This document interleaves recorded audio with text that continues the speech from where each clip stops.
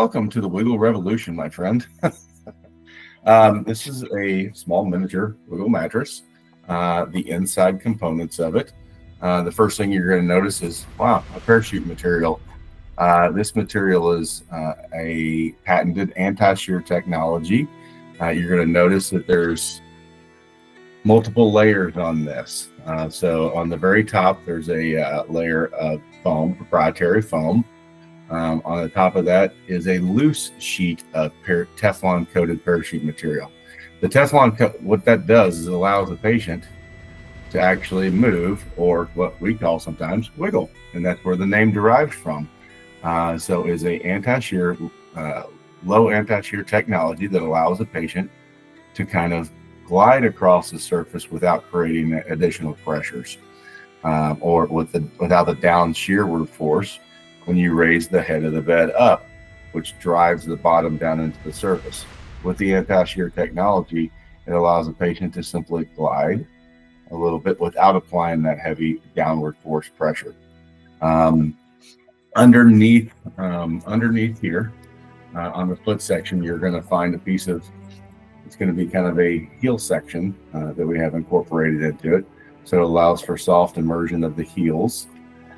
Throughout the remainder of the mattress, you're going to find a series of interconnected air bladders. Now, these independent bladders are different than most of what you've ever seen before because they are small in nature. What it does is allows your body to fully contour to the mattress surface, and it actually yields some of the lowest interface pressures you've ever seen on a mattress. Take, for example, I'm 6'3", 240 pounds. Laying on this mattress, I am yielding an average of 9.3 millimeters of mercury. I would challenge you to put that up against any mattress that's in your facility. It's just the design of this is yielding those types of pressures which have been unseen and unheard of before. You'll notice on the side of this, there's two perimeters. One, we want that anti-shear technology to be just in the center. We want our immersion of our body to be in the center of the mattress. We want the support on the sides for egress and ingress. You'll notice that these are they are encapsulated in material. So these are actually air bladders. So if you've got a patient that is prone to falls, we could actually inflate these, which allows deeper immersion into the mattress system, and it helps your patients identify the perimeters of the mattress itself and helps reduce falls. So that's pretty cool technology. You'll notice that everything's incorporated into its own system. This system actually sits on 2 inches of supportive foam and then encapsulated into a 4-way or 7-way stretch material that covers the mattress, which is antimicrobial, as well as, like I said, 7-way stretch. Also with the cover itself, what that 7-way stretch does and how it incorporates with the underlayment of the system. When you raise that head up, usually on a typical mattress system or on a typical bed, number one, it's not ergonomic. We don't raise our bodies like that. When we sit up in a mattress, the whole mattress back comes straight up. Challenge you to do that sitting in a chair. It doesn't work like that. We bend, we flex. But since the system mattress is pushing you upward, it is actually creating that downward shear force, and the patient slide down the bed, right? That shoves them forward. With this system, you don't get shoved forward. You simply glide forward a little bit on the anti-shear material. The cover will stretch at that point in time. So you wonder, how is that good? How is that bad? Number one, it doesn't create the skin tears because you're not creating that heavy shear and friction.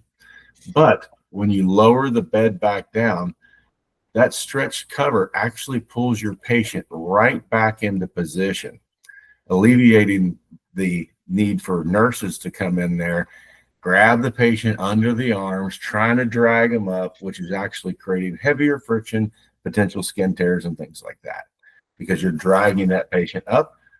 It's just not good for their skin integrity. So the other two things you'll see in here, and by the way, the air bladders that are all interconnected in here work off of atmospheric pressure. So as a non-powered system, we alleviate the need for a pump. Pumps create noise, they absorb energy and things like that. There's certain situations where maybe a pump's okay, but the reality of it is if I can get that kind of interface pressure in an atmospheric based, again, keyword, atmospheric pressure. So you can see just in this one air chamber here, see that air in there, it's working in atmospheric pressure because there's foam inside of each air bladder. There's a valve usually located on every air bladder that are interconnected. When the system is in operation, the foam rebounds, pulling air inward through a one-way valve. It locks that air in there, and that's under zero pressure. So foam is rebounding, it is gathering air into the cell, and the one-way valve is there. So when you go to sit on that, it's actually sitting on a pillow of air inside the foam. Should there be a failure, you all know right now, low air losses, things like that. If there's a mechanical failure, the mattress is going down, your patient is laying on 2 inches of foam. They are on the frame pretty much the whole time, which is going to be for continued time frame. If your nurses aren't noticing a mechanical failure, your patients are unable to notify you of that failure and their discomfort, then we are creating heavy pressure injuries at that point in time because they're laying directly onto a metal frame. Should the wiggle system have a malfunction, should there be a puncture in the bladder for any reason whatsoever, your patient is still laying on foam that's located within that cell, plus the initial layer, plus another 2-inch base. So your patient is protected at all times, and you'll still receive a very low interface pressure. So again, there's going to be multiple tubes out here.